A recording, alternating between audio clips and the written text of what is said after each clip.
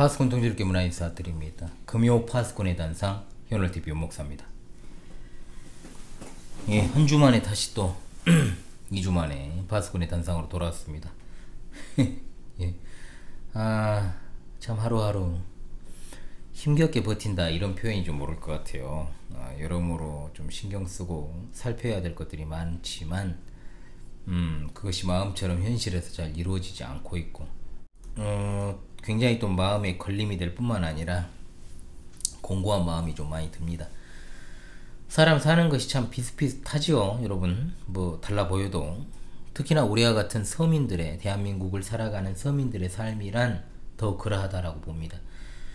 하루하루 반복되는 일상, 정말 매일, 매주, 매월이 지겨울 정도로 반복되는 삶을 살아가다 보니까 그 안에서 특별하게 어떤 신앙적 가치를 좀 발견하지 못하는 것 같기도 하고, 분명히 내가 하나님을 섬기는 신자임에도 불구하고 어떤 주일이라는 정해진 시간, 정해진 처소에서 신앙을 고백하는 성도들과 함께 공예배를 하고 여러 공적 예배 모임들을 지속하고 교제를 나누고 이런 가르침의 사역들을 내가 받으면서 이렇게 할 때는 내가 신자라는 의식들이 강하게 나타나지만 어떤 예배당을 벗어나서 참으로 진짜 아까 말씀드렸던 것처럼 지루할 정도로 반복되는 일상생활, 크나큰 변화가 없는 그와 같은 삶의 보편적인 모습들, 여기에 어떤 신앙적 가치를 부여할 수 있을까? 사실 참으로 신앙적으로 고상한 삶을 살아가는 분들이 정말 많지는 않습니다. 진짜 많지는 않아요. 거의 없는데 있어요. 그런 분들이 실제로 있습니다. 그래도 대개는 우리 일상은 비슷하게 진행되어 갑니다. 그 부분도 이따 이야기할게요. 제가 담임하는 교회 성도들의 일상을 속속들이 제가 다 알 수는 없죠. 그렇지만 그래도 큰 틀에서는 제가 뭐 그 세부적 틀까지도 들어갈 수도 있겠습니다만 그래도 안다고 봅니다. 참 저마다 치열한 생업의 현장에서, 삶의 현장에서 사투를 벌이고 있죠.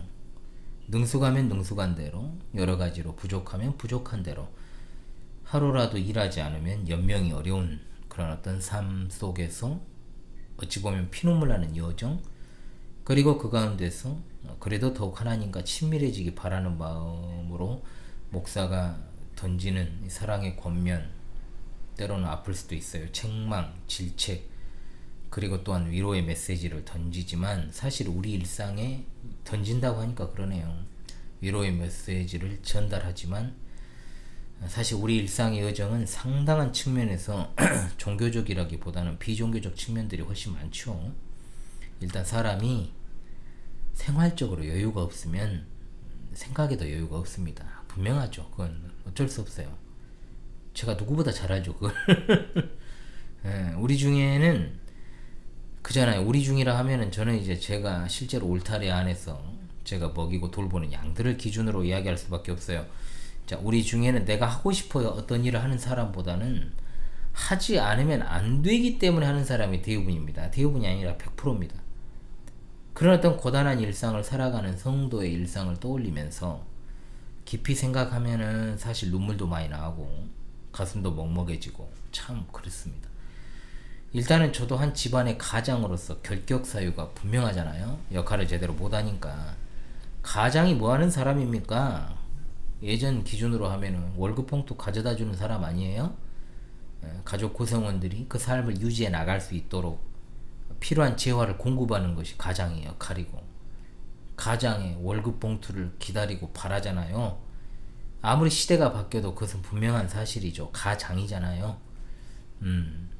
그런데 저는 가난한 목사랍시고 그 일을 제대로 수행을 못하니 제 아내에게 너무나도 미안한 마음 가득하죠. 그런데 제 아내는 일도 그런 눈치나 티를 내는 사람도 아니고요. 그래서 더 미안하죠. 그리고 더 감사한 마음으로 겸손하게 목회를 하려고 노력을 합니다. 그럼에도 어떻겠습니까? 마음 한켠이 무거운 것은 도리가 없습니다. 제가 속한 교회의 자라나는 다음 세대들로부터, 그리고 힘껏 일상을 영위해 가고 있는 우리 장년 성도들이 이르기까지 종교적이지 않은, 정말 장년 성도, 지금 70대 중반을 넘기시는 우리 권사님도 일을 하고 계시거든요.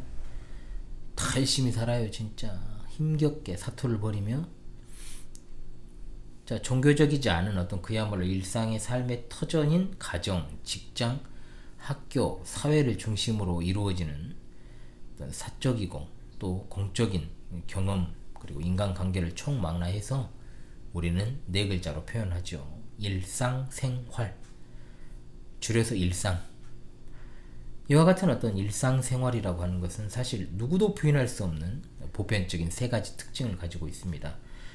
이건요 어떤 특정인에 국한되지 않습니다. 그야말로 모두에게 적용되는 것이니까요. 이것은 분명 부인할 수 없습니다. 첫 번째가 있습니다. 공통적인 게 있다는 거죠. 공통성입니다. 일상생활이라고 하는 경험, 활동 누구에게나 주어지는 것입니다. 어떤 특정인만 일상생활 하는 것, 그거 하는 것, 누리는 것 아닙니다. 어떤 제한된 환경과 상황, 그런 삶을 살아가는 사람이라 할지라도 일상생활 그 안에 있습니다. 분명하죠. 그러므로 이것은 공통성이 있어요. 누구에게나 주어지는 공통성. 두 번째, 반복성이 있습니다. 자, 일상생활이라 하면 솔직히 말하면 예측이 가능할 정도로 다람쥐 쳇바퀴 굴리듯 계속되는 반복 아닙니까? 저도 일주일이라는 시간이 그리고 하루 24시간이니 거의 오차 범위가 없을 정도로 반복입니다. 정말 1년에 몇 차례 되지 않는 특별한 일이라고 해봐야 그조차도 매년 반복되는 거잖아요. 그러니까 이 반복성이 또 들어가는 거죠. 그리고 세 번째, 단순성입니다. 그러니까 일상생활 속에서 굉장히 뭐 스펙타클하거나 뭐 어마어마한 임팩트를 가진 어떤 이벤트와는 거리가 멀고 그야말로 평범하고 사소하고 보편적이고 단순한 것들로 채워져 있다는 거예요. 이처럼 일상이라고 하는 것이 분명 공통적으로 주어지고 반복적이고 단순하다라고 하는 큰 의미에서의 어떤 세 가지 특징을 가지고 있다 해도 자세히 들여다보면 어떻습니까? 이제 그 안에 중에서도 이제 그런 틀에서는 우리가 사람 사는 거 크게 다르지 않다라고 이야기하는 건데, 사람들 각자의 일상을 현미경으로 들여다보면 각기 다른 수준의 의미와 가치를 부여하는 영역들이 이제 놓이게 되죠. 뭔 말이냐 하면 일상생활이라고 하는 그 공통적이고 반복적이고 단순한 그 특징 안에서 사람에 따라서 어떤 이 부분은 더 큰 의미 가치를 부여하는 것들, 또 어떤 부분에서는 평범한 것들, 어떤 부분에서는 좀 낮은 것들, 이런 것들은 분명히 정해져 있다는 거예요. 자, 그래서 당연히 이것도 세 가지로 분류가 돼요. 방금 말씀드렸죠. 가장 가치 있는 수준의 어떤 일상생활이 있습니다. 뭐냐, 이거는 우리 인생에 있어서 어떤 획기적인 변화를 가져다 주거나 또는 그것 자체가 흔한 일이 아닙니다.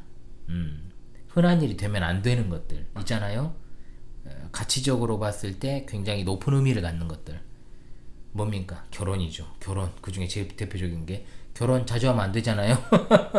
자, 제가 전에도 말씀드렸지만 제가 연애만 11년을 했거든요. 연애만. 아내를 알고 지낸 건 13년이 넘었고, 11년이라는 연애 생활 중에 특히나 교역자의 목회자의 길을 걷는 제가 얼마나 결혼이 하고 싶었겠어요. 그거는 누구도 말 못합니다. 진짜. 그건 진짜 제가 말하고 말해도 다함이 없어요. 진짜. 11년 어떻게 보냈는지 모르겠는데 어찌되었든 간에 제가 결혼 전에는 당연히 결혼이 저에게는 너무나 큰 고상한 가치, 큰 가치, 높은 가치 가진 것이었죠. 자, 가령 예를 들어서 직장 승진을 목을 매는 사람들에게 있어서 인사철만 되면은 얼마나 그 승진도 그 사람의 중요한 가치겠습니까? 자녀라고 하는 것을 간절히 바라고 원하는 이들, 너무나 그 심정도 잘 알죠. 제가 그 자녀의 출생이 또 그런 의미일 것이고요. 학생들이 이제 진학하는 문제, 사소해 보이지만 정말로 그렇지 않죠. 어마어마한 인생의 대표력, 지나놓고 보면 별것 아닐 수도 있는데 어떤 시점의 내용들을 보게 되면은 내가 이러이러한 선택을 했을 때는 완전히 인생이 뒤바뀌었을 수도 있겠구나 라는 생각을 하는 것들, 또한 우리가 학창시절의 수학여행, 엄청난 이벤트죠. 또는 난생 처음 가보는 해외여행, 이것도 분명 그런 범주에 들어가 있습니다. 저로 이제 예를 들면은 제가 초등학교 시절에 일주일 중에 가장 의미 있던 날은 어떤 날이냐, 그 당시에는 주 6일이었잖아요. 주 6일째니까 토요일까지도 이제 오전까지 수업을 했습니다. 뭐 도시락은 안 싸가지고 그때는 오전 수업하고 마치니까 오전 수업 마치고 그렇게 기분이 좋아요. 왜 좋았을까요? 제가 고향을 내려가는 버스를 타고 갔거든요. 그러면서 고향을 내려갔습니다. 그 시간 그리고 집과 교회에서 보내는 1박 2일 얼마나 정말 의미 있는 일상이었는지요. 솔직히 말하면 매일 학교 가는 것이 제게는 정말 괴로움이었거든요. 그게 사실인 걸 어떻게 해요? 그러니까 저는 참 학교가 싫었던 것 같아요. 자, 이런 어떤 분명 높은 수준의 가치를 가진 것들. 두 번째는 평범한 것입니다. 평범한 거. 일상생활 중에 정말로 큰 의미를 두지 않는 거죠. 가치나 기대를 걸지 않아요. 그냥 무덤덤하게 참여하는 거. 그런 삶.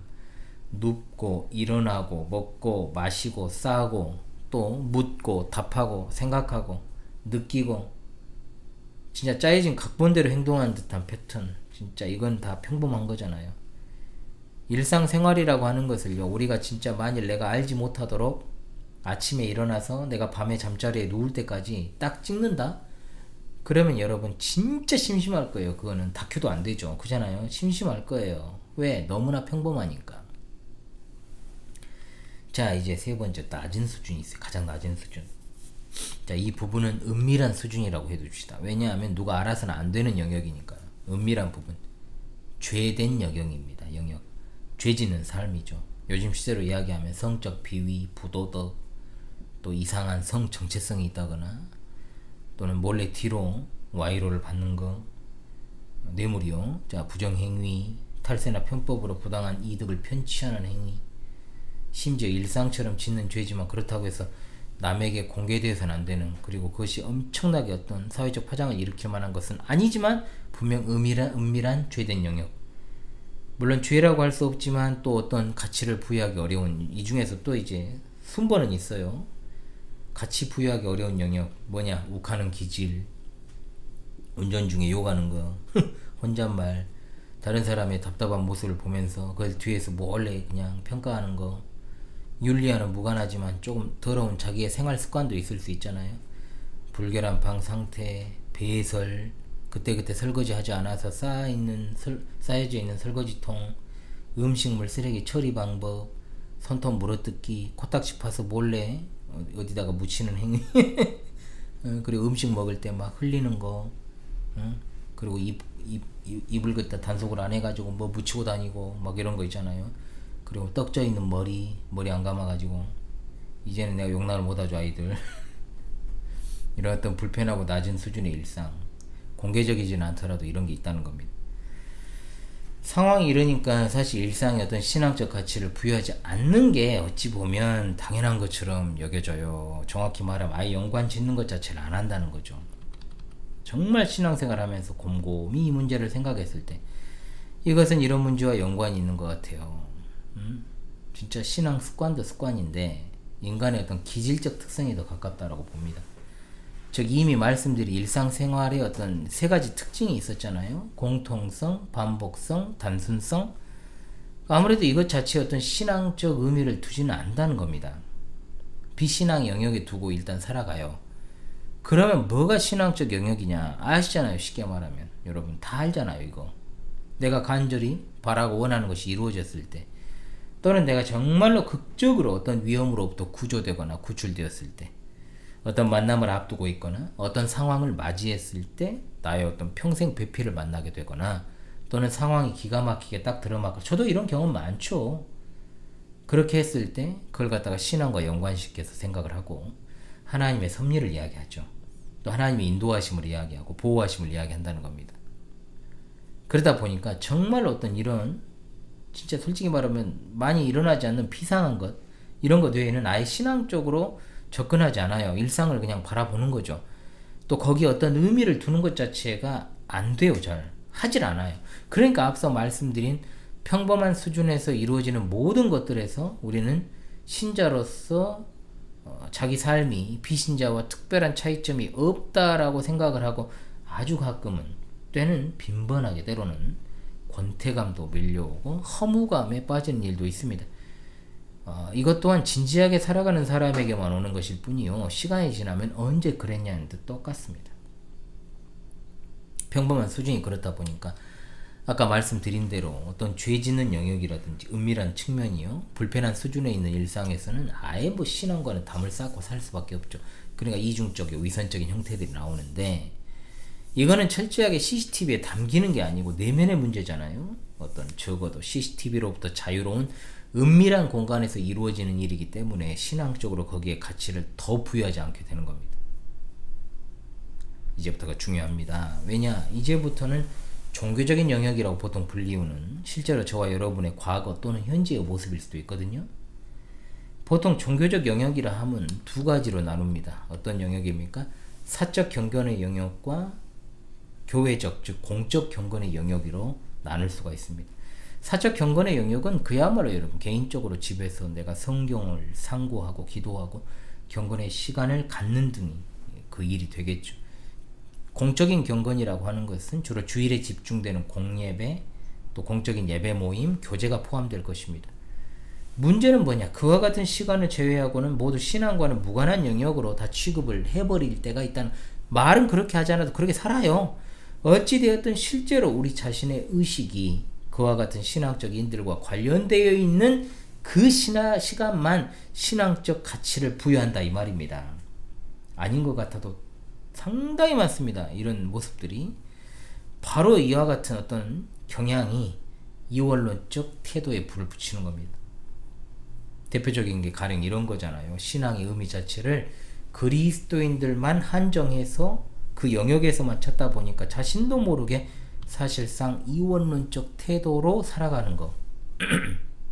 즉 일상생활에는 아예 신앙적 가치를 부여하잖아요. 그냥 악이라고 말하는 건 아닌데, 자, 오로지 교회와 관련된 예배, 모임, 활동, 봉사, 전도 이런 것들에만 가치를 부여하고 일상에는 큰 가치를 두지 않는 거죠.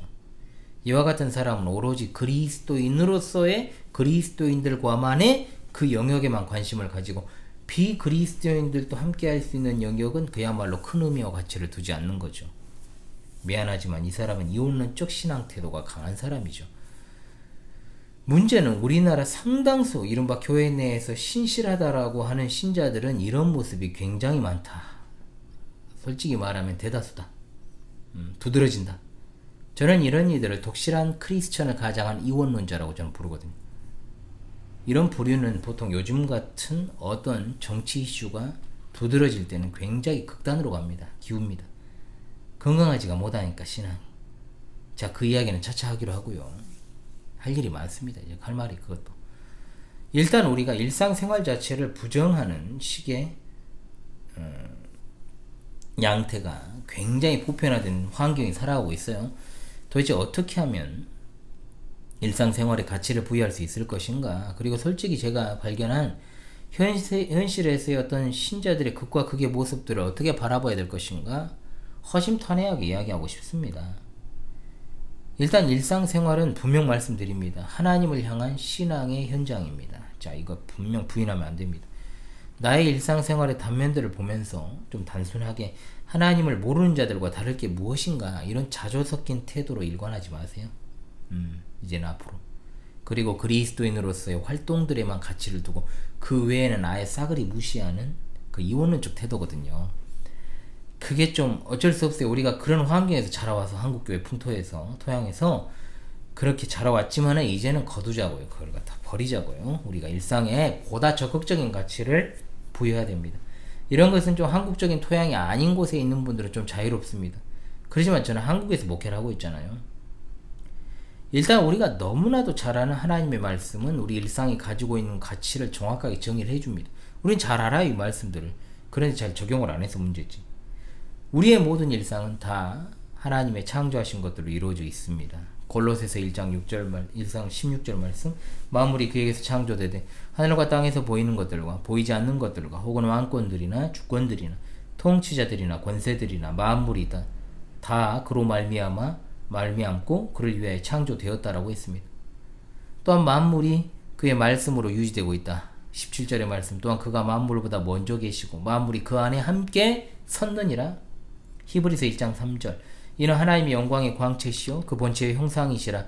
그의 능력의 말씀으로 만물을 붙드시며 죄를 정결하게 하는 일을 하시고 높은 곳에 계신 지극히 크신 이의 우편에 앉으셨느니라.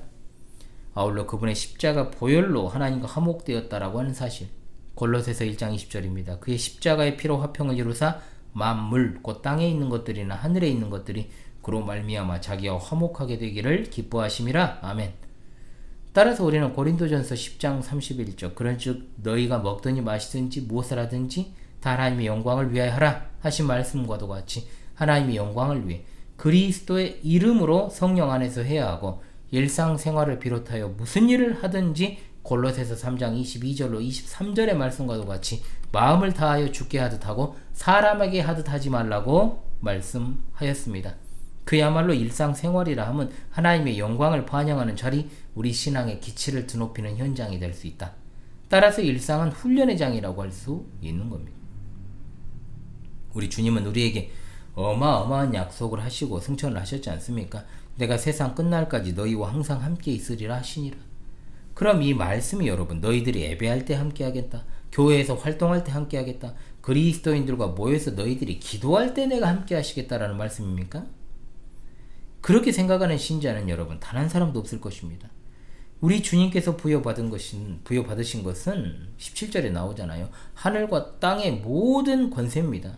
하나님을 향한 영적인 영역이든 일상생활이든 항상 함께 하시는 주님, 이스라엘 백성과 하나님이 함께 하신다라고 하는 그 증거로서의 구름기둥, 하나님의 임재를 상징하는 거였잖아요. 가시적인 구름이 우리 머리 위에 있는 것은 아니지만 성령 하나님의 내주하심으로 인하여 하나님의 약속의 말씀인 성경을 믿음으로 말미암아 하나님은 우리와 늘 함께 하신다는 사실이 입증되지 않습니까?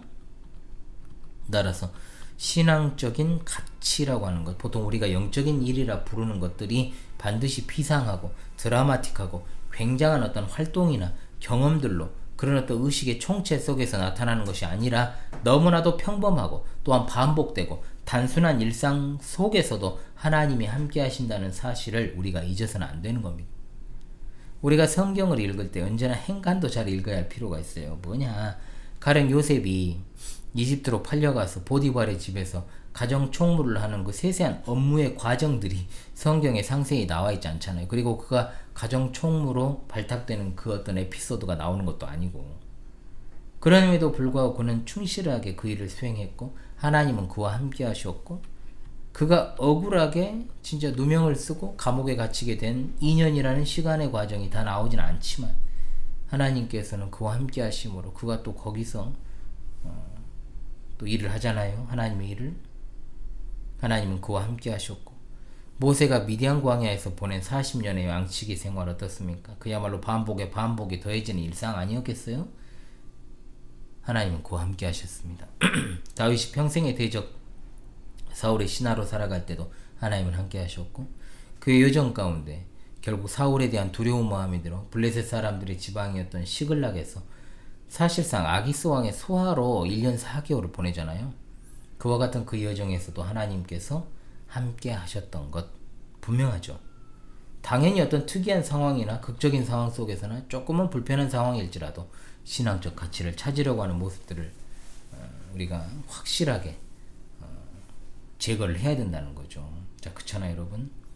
그러니까 어떤 특정한 상황에서만 무언가를 부여하려는 모습들을 제거해야 한다, 이 말입니다. 따라서 신앙적 가치를 부여할 수 없는 일상이라고 하는 것은 뭐냐 말씀드렸잖아요. 죄악된 영역, 일상 가운데서의 죄는 고의적인 것도 있고 무식죄도 있잖아요. 죄악에 연루된 그 은밀하고 더러운 죄악들은 반드시 하나님 앞에서 회개하고 해결을 받아야 됩니다. 그렇지 않으면 그것은 올무가 되어서 일상생활 자체가 부정적인 영역이 될 수밖에 없어요. 다 연결이 되니까. 일상생활 자체가 비신앙적인 것이 아니라 죄악이 문제라 이 말입니다. 죄악은 확실히 끊어내야 됩니다. 아울러 우리가 본의 아니게 일상의 어떤 영역에서 그것이 잘못된 것임에도 불구하고 아직 온전하게 내가 그것으로부터 자유하지 못한 경우가 있을 수 있습니다. 내가 소속한 회사에서의 어떤 영역, 내가 하고 있는 일이 부정직하고 좀 부도덕할 수도 있거든요. 또한 그것에서 벗어나기 위해서 내가 몸부림치는 경우가 있을 수도 있죠. 양심에 거리끼니까. 그 과정에서 하나님이 함께 하시는 것은 당연한 겁니다. 우리 인생에는 분명히요, 어떤 영역에서는 회색지대가 많아요. 또 크게 가치를 갖다가 부여할 만한 것이 아니라 느껴지는 영역도 있겠지만 하나님이 우리에게 부여하신 깨끗한 양심 가지고 살아가는 게 무엇보다 중요하다. 더러운 생활 습관보다 나쁜 게 뭔지 아십니까? 정직하지 못한 게 더 나빠요. 게으른 것보다 나쁜 게 뭔지 아십니까? 남에게 불편을 안겨다주는 민폐 끼치는 것이고요. 자신의 짐을 남에게 지우는 것이 더 나쁜 행위입니다. 제 주위에 있는 신자들의 일상을 저는 가끔 떠올려보고 최근에도 떠올렸고 참 힘들었던 그랬던 생각들을 좀 했습니다. 그러나 그래도 제가 거기에 많은 가치를 부여하게 되었고 깨달음을 하나님께서 주셨죠. 제가 속속들이 다 알 수는 없지만 그래도 어느 정도 보이는 영역들이 있잖아요. 참으로 극과 극의 모습들이 현존합니다. 어떤 이는 굉장히 고상해요. 그 고상하다고 하는 것의 제 기준이 뭔지 아십니까? 일단 일상이 잘 정돈되어 있는 사람, 여유가 있는 사람, 시간을 허투루 쓰지 않고 알차게 사용하는 사람, 그 가운데서 경건의 일상을 위한 노력들에 시간을 많이 쏟고 조금이라도 시간을 헛되이 쓰거나 낭비하는 법이 없는 모습이 제게는 고상한 겁니다. 그리고 굳이 그렇게 분주하게 살아가지 않아도 되지만 그렇게 사는 경우는 이제 삶에 여유가 있는 거예요. 그런 사람들. 자, 그런데 어떤 이는 어떻습니까? 이건 방금 제가 말씀드린 1번이고요. 2번의 영역이 있습니다. 어떤 이는 정말 일상에 여유가 없습니다. 정돈되지 못했습니다. 그냥 되는 대로 막 사는 것 같은 느낌이 있어요. 이 단편을 보면 게으름도 엿보이고요. 뭔가 답답함도 있고 질서가 없고 그야말로 하루하루 근근히 연명하는 듯한 모습을 가진 이들이 있습니다. 2번입니다. 그리고 3번입니다. 어떤 이는 또 분명 일상의 한 측면만 보면 굉장히 잘 정돈되어 있는 듯 보이고 자신의 일에 있어서도 능숙하게 그 일을 잘 해내는 듯 보이나 겉과 속이 좀 다른 면이 있고 은밀한 범죄에 빠져 있고 또 어떤 이는 정말로 이건 4번이고요. 이제 4번입니다. 하루에 시작부터 끝까지 다람쥐 쳇바퀴를 굴리듯 살아갑니다. 정말로 삶을 영위하기 위한 일을 하는데 여념이 없어요. 그 일이 맞춰지면 하루가 저물고 자고 또 일어나 그 일을 수행하는 일로 하루를 시작하는 거. 그야말로 소소한 일상의 가치를 더없이 소중하게 여기지 않으면 그야말로 일과 참 두 가지밖에 없는 인생도 있어요. 또 하나만 더 추가한다면 이제 제 경우에 5번 정돈이 된 듯하지만 정돈이 되지 않은 듯하고 여유가 없는 듯하지만 여유가 있고 굉장히 타이트한 삶을 살진 않지만 언제나 정해진 원칙에 따라 굉장히 타이트하게 사는 사람. 뭔 말일까요? 잘 들어보면 알아요.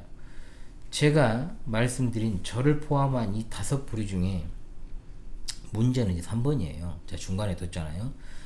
해결되지 않은 죄된 영역이 일상에 끼어있는 3번을 제외하고는요. 모두가 일상 자체에 크나큰 신앙적 가치를 부여할 사람들. 비록 1번과 같이 정말로 고상하고 깔끔한 일상생활을 하고 있는 건 아니지만 그래도 나름 그 안에서 힘써 노력하면서 더 나은 삶을 살기 위해 살아가는 2번과 4번 그리고 5번 정말로 살기 위해서 힘껏 일을 해야 하고 또한 그것이 일상의 대부분을 차지한다고 해도 그것 자체가 속된 것이 아니잖아요. 하나님이 주신 영역에서의 신앙적 가치를 충분히 지니고 있는 것입니다.